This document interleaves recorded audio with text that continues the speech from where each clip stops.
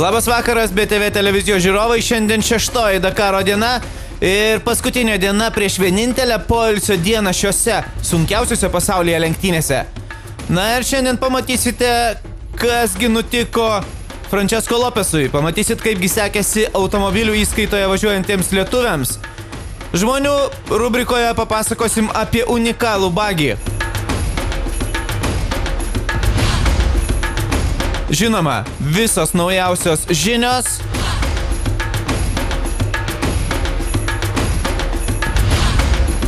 Ir aistros rubrikoje papasakosim, nuo kogi prasidėjo Dakaras. Taigi artimiausią pusvalandį kviečiu likti su BTV. Visa tai ir dar daugiau. 6 greičio ruože. Kaip visada, pradėsime nuo motociklų. Desperatiškos Cyrilo Depré pastangos susigrąžinti lyderio pozicijas, tačiau svajonė nugalėti tirpsta iš jo rankų. Cyrilas Depré, galvojau, kad tai bus geresnė diena, tačiau dar vienas tamsus ruožas mano karjeroje. Bareda Bortas. Svarbiausia nepasiduoti. Mano planas yra važiuoti iki galo, važiuoti taip greitai, kaip galiu. O Markas Koma pagaliau susigrąžino savo šansą pirmauti. Čia tas pats kaip žaisti rusišką ruletę, sako Markas Koma.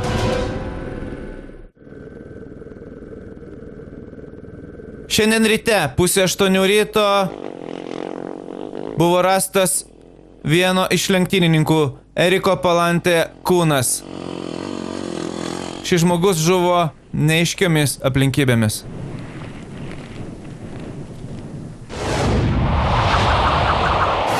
Na bet ką padarysi, lenktynės tęsiasi. 338 kilometrai laukia motociklininkų šiandien. Na ir naktį praūžė gan didelė audra greičio ruožo teritorijoje, tačiau gaiva ir gaivus oras truko neilgai, tol kol patekėjo saulė. Ir šiandien greičio ruožo pradžia ėjo mišku, miškinga vietovė. Ir pagaliau atsirado kažkokia žaluma. Alanas Duclo pradėjo lenktynes, pradėjo jas ramiai.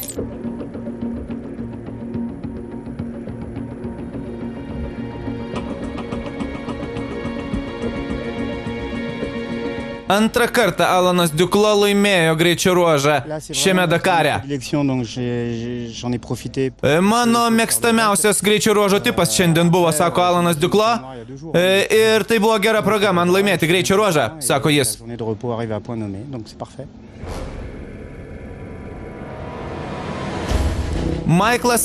Mikaelis Mečas šiandien buvo dar vienas žmogus, kuriam puikiai tiko šis greičio ruožas.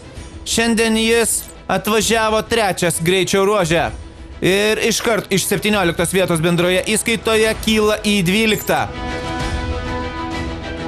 Markas Koma pačioje greičio ruožo pradžioje pirmavo, tačiau antroje dalyje šiek tiek numetė tempą, sulėtino tempą, turbūt tiesiog nebenori rizikuoti, nes atstumas yra neblogas. Atvažiavusi į kuro užpilimo vietą, jisai iš Jordi Vilodomo atėmė galinį ratą, todėl kad jo buvo gerokai nusidėvėjęs.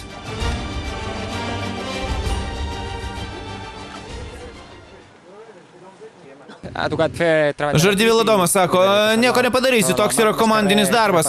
Svarbiausia saugumas Markui Komai. Jis yra lenktynių lyderis ir mes darom viską, kad jis laimėtų šiose lenktynėse. Ir Markas Koma po rato keitimo pagreitėjo į greičio ruožo finišą ir atvažiavo antras. O tai Francesco Lopesas. Jis iš pradžių įvažiavo į krūmus, nes pasiklydo, o po to patyrė avariją. Netrukus ją pamatysite. 211 greičio ruožo kilometras, štai taip. Sausoje upės vagoje jisai krito, visiškai sugadino motociklą, laimiai pats lenktynininkas nenukentėjo. Tačiau dėja lenktynės Francesco Lopesui baigėsi šitam grioviai. Dulkės buvo ir prašau, viso gero. Motociklas sudaužytas, bet man viskas gerai. Bet motociklas žuvo. Žmogus, kuris pretendavo šiandien į podiumą.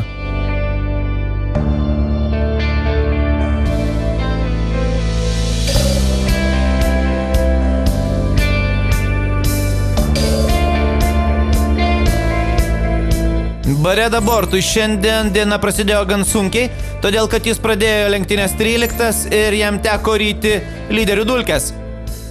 Bet galų gale antroje greičio ruožo dalyje jisai pagreitėjo ir finišavo 4 vietoje. Bareda Bortas dar neprarado vilčių nugalėti, nes jis yra antras bendroje įskaitoje. Helderis Rodriguezas kartu su Bareda Bortu važiuoja šis lenktynininkas vienoje komandoje. Antras jis pradėjo, tačiau važiavo palyginus lėtai, todėl kad Helderis Rodriguezas iš tikrųjų sirguliuoja ir labai blogai jautėsi. Šiandien jis tik 6. O štai Cyrilui Depré galų gale panašu, kad geresnė diena.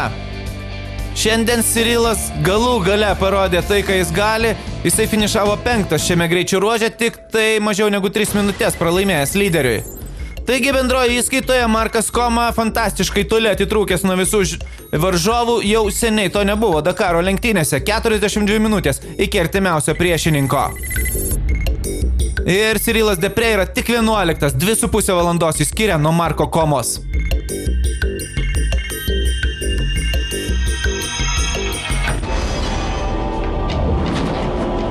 Ir 4 įskaita. Rafalas Sonikas galų gale ir vėl parodė savo dantukus. Prieš 2 dienas Rafalas Sonikas, mūsų kaimynas iš Lenkijos, pirmavo, tačiau po nesėkmingų poros greičio ruožų krito šiek tiek žemyn. Šiandien jis vėl ant bangos, šiandien jis greičiausias iš 4 įskaitos.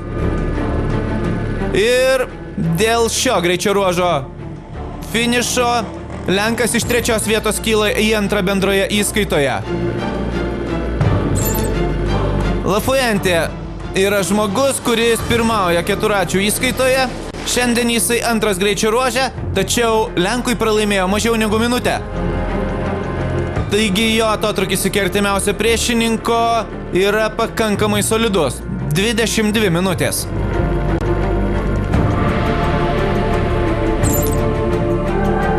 Galegos Lozičius iš Čilės. Šiandien buvo netikėtai greitas. Iki šiol neblizgėjęs, šis žmogus šiandien atvažiavo 3 į greičio ruožo finišą.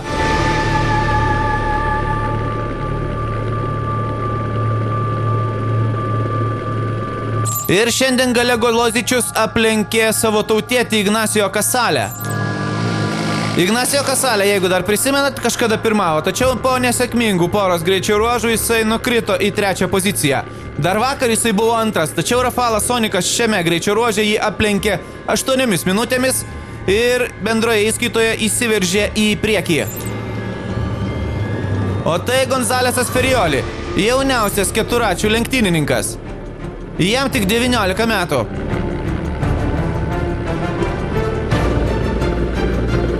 Ir šiandien jis 11 bendroje įskaitoje.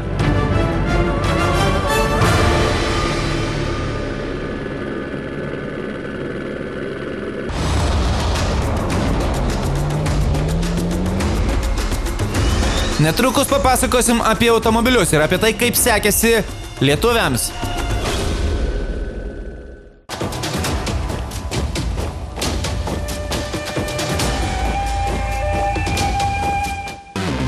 Na, o Dakaro istorijose vaizdai, kurie nereikalauja komentarų.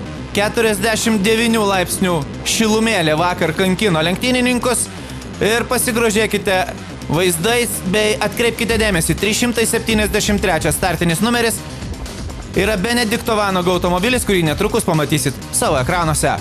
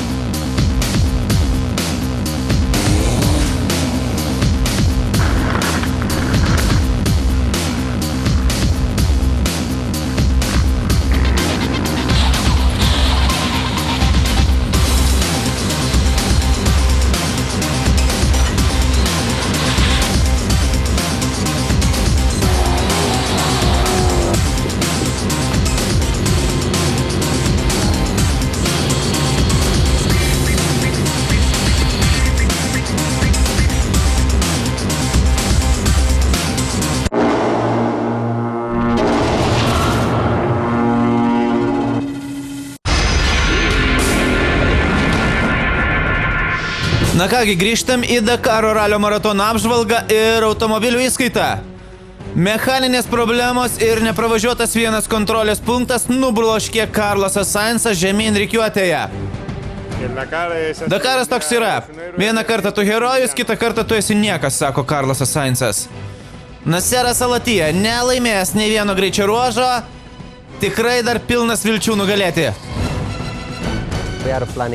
Man dzin laimėti greičio ruožą, man svarbiausia laimėti Dakaro lenktynes, sako Naseras.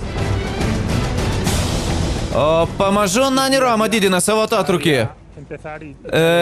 Man svarbiausia kiekvieną dieną pradėti gerai ir kiekvieną dieną baigti su sveiku automobiliu, sako Nani Roma.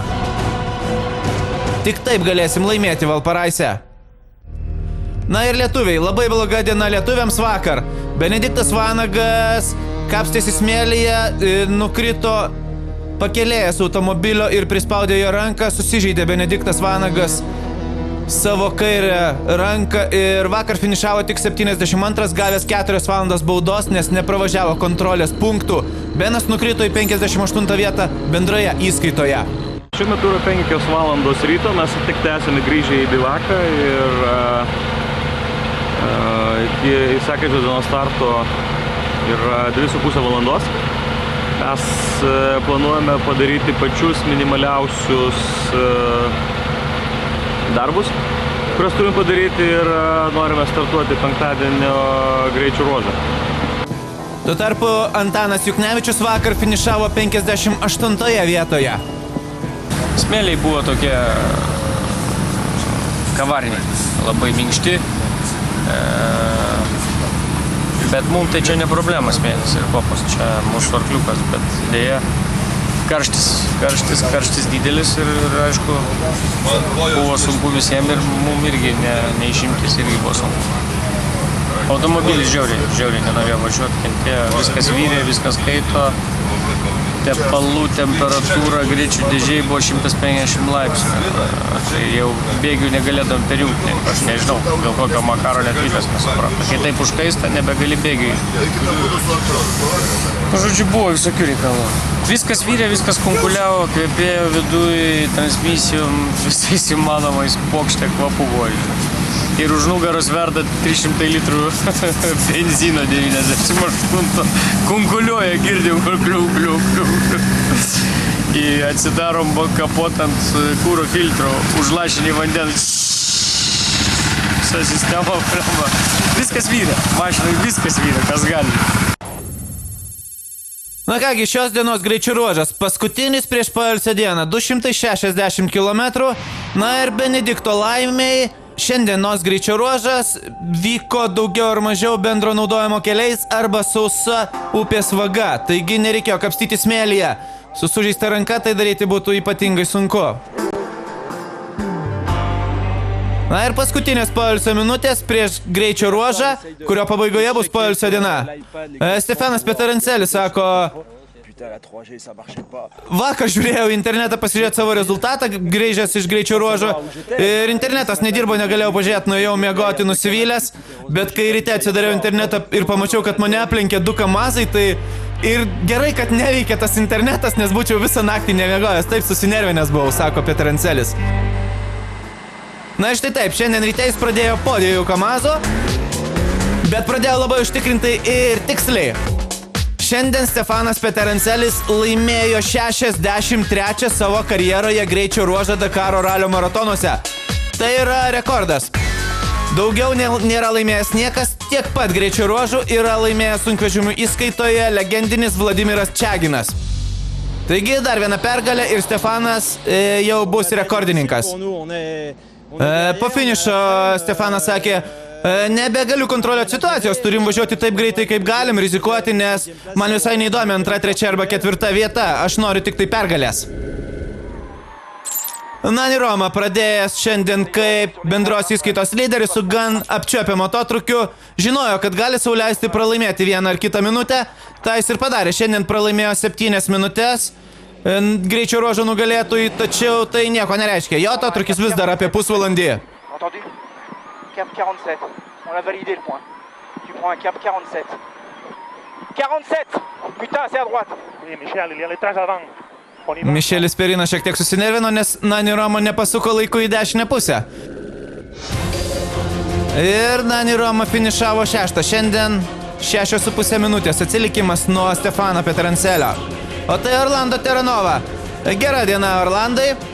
Orlando Terranova, argentinietis, visus greičio ruožus važiuoja tarp 6 geriausių. Šiandien jisai 3 ir kyla į 2 vietą bendroje įskaitoje.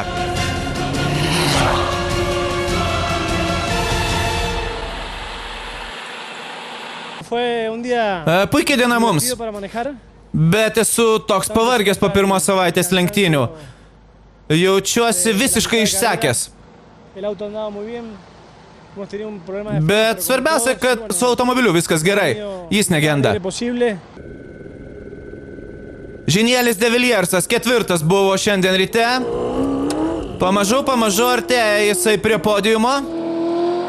Pietų afrikietis pasižymi labai stabiliu ir vairavimo stiliumi absoliučiai be rizikos. Ir tai kol kas jam pasiteisina. Šiandien jis irgi 4. Naseras Alatija. Visiškai priešingas vairavimo stilius. Buvo kurį laiką 1. Jisai šiame greičio ruože, tačiau į finišą atvažiavo pralaimėjęs Stefanui Peteranceliui šiek tiek daugiau negu 2,5 minutės. Ir Naseras Alatija kol kas 5, gavęs valandą baudos, jisai atsilieka 1,5 valandos nuo Nani Romos. O tai Carlosas Sainzas lenkia jis automobilius ir sunkvežimius vieną po kito, nes tai yra dar vienas žmogus, kuriam nebėra ką prarasti. Nusivylęs vakar savo pasirodymu, nusivylęs savo sugedusiu automobiliu, jisai šiandien įspaudė viską iš savo bagio ir finišavo 5. Deja, Carlosas Sainzas jau atsilieka nuo Nani Romos beveik 2 valandas. Vienas pravažiuotas kontrolės punktas, tiksliau nepravažiuotas kontrolės punktas, valanda baudos ir viskas. Beveik palaidotos viltis nugalėti.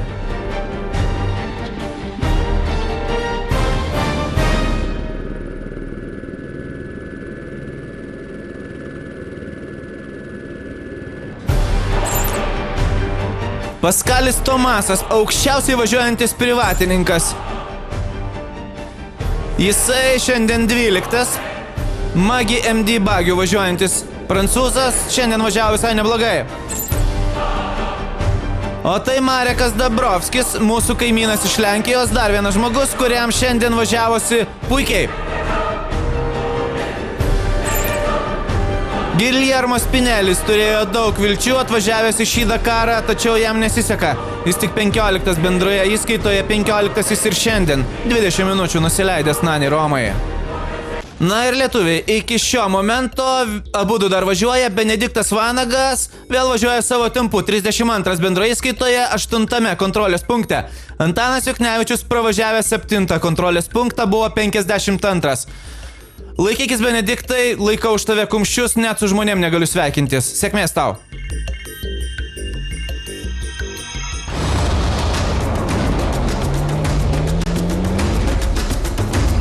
Netrukus papasakosim apie tai, kaip sekėsi sunkvežimiams.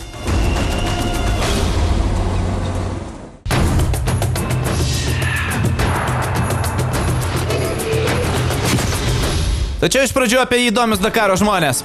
Šiandien papasakosim apie įdomų bagį. Tai yra Polaris, kurį vairuoja Australas, o jam šturmanauja Švedė. Sveiki, esu Garis Konelas iš Australijos. Važiuoju šiame Dakare su Polaris bagiu. Sveiki, esu Annie Seal, sėdžiu iš dešinės, tai yra mano sofos dalis, sako ji.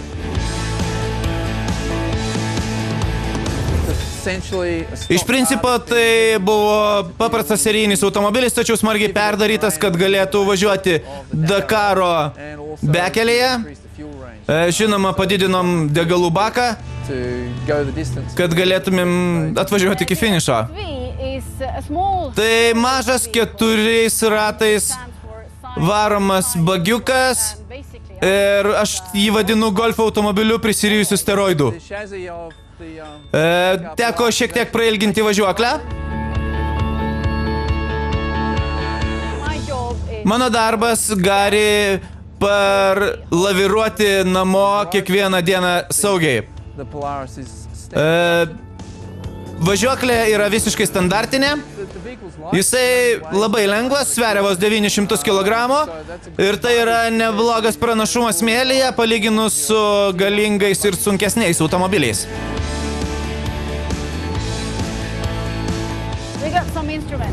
Čia turime šiek tiek instrumentų ir tai daug lengviau negu važiuoti motociklu, nes aš, pavyzdžiui, sėdžiu dešinėje ir visą dieną žiūriu 2 televizorius. Šitą bagį mes vadiname vėžliuku ir mūsų tokia strategija ir yra. Važiuoti lėtai, bet užtikrintai ir atvažiuoti būtinai iki finišo. Ir mums kol kas tai sekasi, nes mes lenkiam tuos greituolius, kurie stringa, virsta, lūžta. Mes tiesiog ramiai važiuojam iki finišo. Mūsų tikslas 100% finišuoti, daugiau nieko nenorim padaryti, sako Anisil. Deja, šiandien jie pasitraukė iš lenktynių dėl variklio gedimo.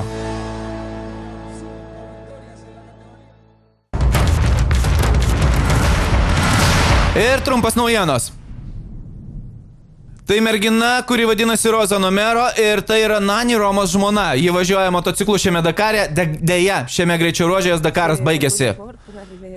Labai sunku ir labai liūdna, sako Romero Font.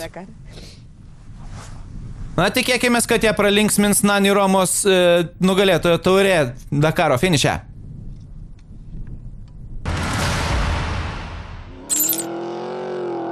Lucio Alvarezas iš Argentinos, važiuojantis gamyklinėje Ford komandoje su Ford Rangeriu, atvažiavo į Dakarą turėdamas daug vilčių. Deja, vakar jis buvo tik 48. Sunku, bet labai laukiu antros lenktynių dalies, nes tikiuosi, tada man labiau seksis.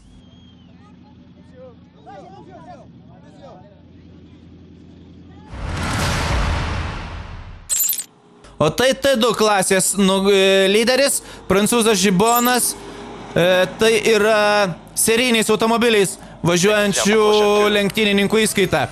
Ir jis tik tai 11 minučių pirmauja prieš Japoną Mitsuhashi, važiuojantį tokiu pačiu Land Cruiseriu.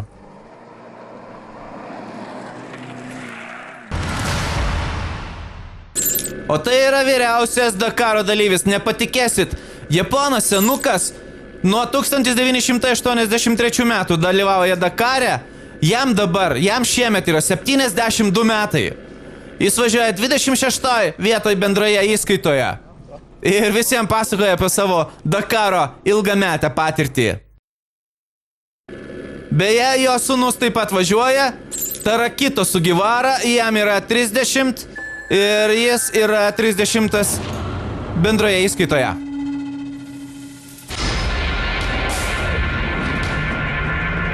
Taigi sunkvežimių įskaita.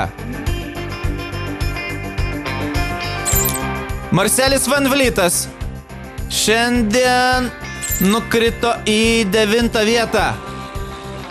Tiesa, greičio ruožais parodė 3 rezultatą, tačiau po nesėkmingo vakarykščio greičio ruožo jis tik 9, nors pradėjo šias lenktynės labai pakiliai. Alesas Lopraisas, dar vienas žmogus, kuriam nesiseka. Šiandien jisai beveik 5 minutės pralošė šio greičio ruožo nugalėtojui.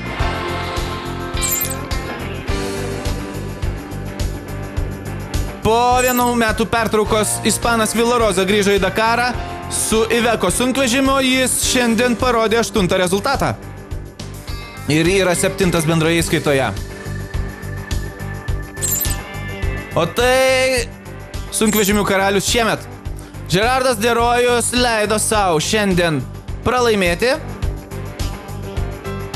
tačiau jis užtikrintai pirmauja bendroje įskaitoje prieš artimiausią priešininką pirmaudamas beveik pusvalandžiu.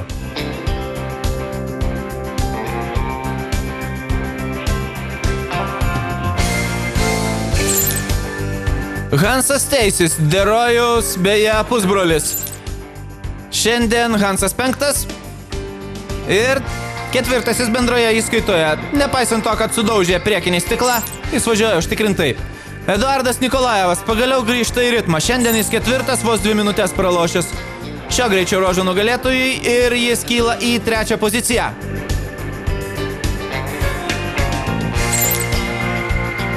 Andrėjus Karginovas šiandien 2, minutę tik tai pralaimėjęs jis greičio ruožo nugalėtojui.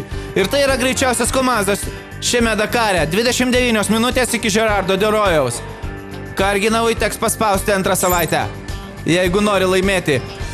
O tai Peteris Versluisas, Olandas, kuris šiandien nugalėjo. Šiandien jis buvo greičiausias. Tiesa, kadangi sunkvežimių greičių ruožas buvo labai trumpas, tai atotrukis tarp lyderio ir 10 vietos yra vos kelios minutės.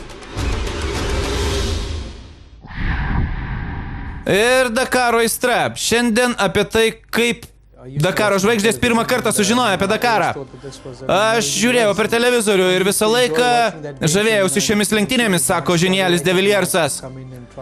Man labai patiko tai, kaip sunku pasiekti šių lenktynių finišą, kaip žmonės atiduoda visas jėgas, kad pasiektų jį. Ir nuo to laiko, kai pirmą kartą pamačiau šias lenktynes, niekada jų nepraleidau. Davidas Kasteras sako, pirmą kartą Dakarą nepamačiau, bet išgirdau 81 metais. Tada Dakare mano tėvas buvo Huberto Oriolio mechanikas. Ir mes sėdėdavom prie Euro 1 radijo ir klausydavom kiekvieną vakarą 10 valandą reportažus, kaipgi sekasi mano tėvo lenktynininkui. Rubenas Farija. Prisimenu, kai Paulo Markesas ir Bernardas Vila lenktyniavo tarpusavyje. Paulo Markesas, Portugalas, mano tėvynaitinis, laimėjo vieną iš greičio ruožą, tai yra pirmas greičio ruožas. Tai buvo pirmas greičio ruožas, kurį aš mačiau savo gyvenime. Nuo to laiko susižavėjau šiomis lenktynėmis, sako jis. Robis Gordonas, prisimenu, kaip kovojo Ari Vataninas ir prisimenu tuos nepakartojimus Porsche automobilius Dakare. Tai buvo neįtikėtina.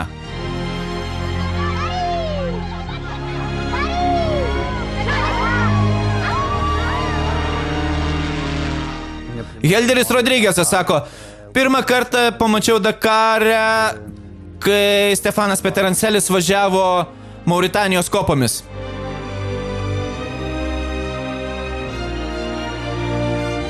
O štai Stefanas Peterancelis sako, kad pirmą kartą prisimenu Dakarą nuo to laiko, kai per televiziją stebėjau Huberto Oriolio ir Cyrilo Nevio dvikovą.